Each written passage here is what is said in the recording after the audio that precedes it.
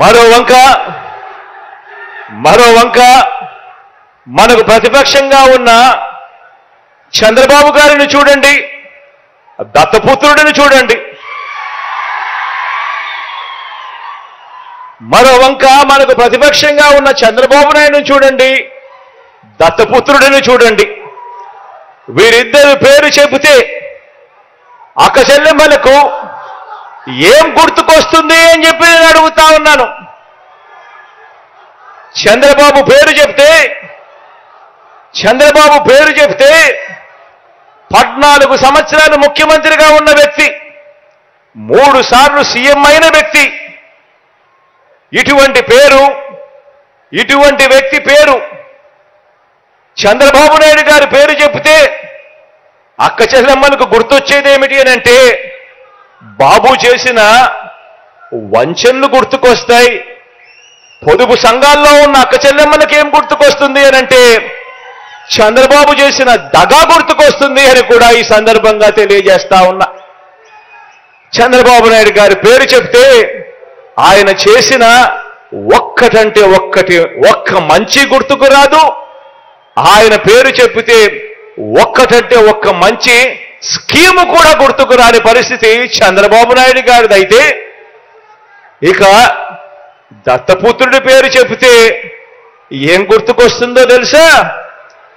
నా అక్క చెల్లెమ్మలకు దత్తపుత్రుడి పేరు చెబితే వివాహ వ్యవస్థను భ్రష్టు పట్టించే ఓ మోసగాడు గుర్తుకొస్తాడు.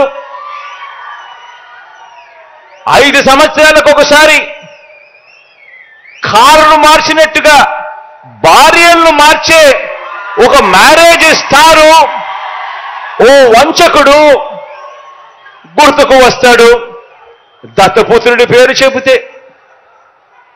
ఆలోచన చేయమని అడుగుతా ఉన్నా. ఒకరికి విశ్వసనీయత లేదు, మరొకరికి విలువలు లేవు. ఈ విశ్వసనీయత లేని, ఈ విలువలు లేని వీరు, ఈ విశ్వసనీయత లేని, ఈ విలువలు లేని వీరు 3 పార్టీలుగా ఇవాళ కూటమిగా ఏర్పడి, 3 పార్టీలుగా కూటమిగా ఈరోజు ఏర్పడి, ఈరోజు మీ బిడ్డ మీదకి యుద్ధానికి వస్తున్నారు. కాదు, మీ బిడ్డ మీదకి రాదు, మీ బిడ్డ మీదకి కాదు యుద్ధానికి వీళ్ళు వచ్చేది. 3 పార్టీలుగా వీళ్ళు కూటమిగా ఏర్పడి పేదవాడి భవిష్యత్ మీదకి వీళ్ళు యుద్ధానికి వస్తా ఉన్నారు.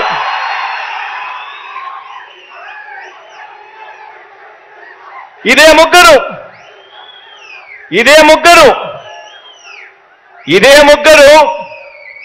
ఇదే చంద్రబాబు, ఇదే పవన్ కళ్యాణ్, ఇదే దత్తపుత్రుడు, ఇదే బీజేపీతోనే కలిసి 2014లో కూడా ఇప్పుడు చెప్తా ఉన్న మోసపూరిత వాగ్దానాలు మాదిరిగానే 2014లో కూడా ఇదే మాదిరిగా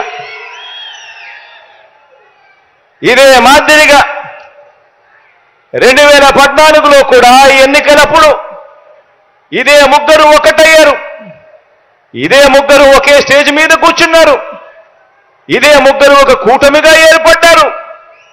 ఏర్పడిన ఏకంగా ఇదే పెద్ద మనిషి చంద్రబాబు నాయుడు గారు ఎన్నికల మేనిఫెస్టో అంటూ ఈ మాదిరిగా ఇచ్చి, ఏకంగా చంద్రబాబు నాయుడు గారు సంతకం పెట్టి మరి ఈ మాదిరిగా ప్రతి ఇంటికి కూడా పంపించాడు ఈ పెద్ద మనిషి చంద్రబాబు గారు.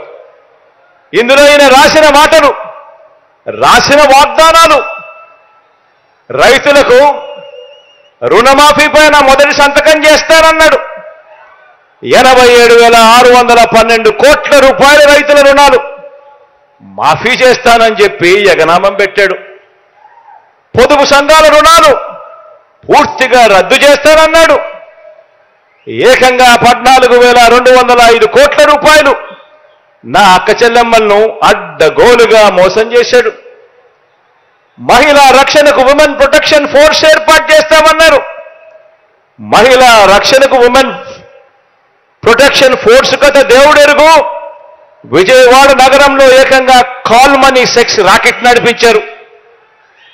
ఆడబిడ్డ పుట్టిన వెంటనే మహాలక్ష్మి పథకం కింద 25,000 రూపాయలు ప్రతి అక్క చెల్లెమ్మ కుటుంబ ఖాతాల్లోకి వేస్తాను. ఆడపాప పుట్టిన వెంటనే అని చెప్పి వారి బ్యాంక్ అకౌంట్లో డిపాజిట్ చేస్తాను అని మహాలక్ష్మి అనే పేరు పెట్టాడు.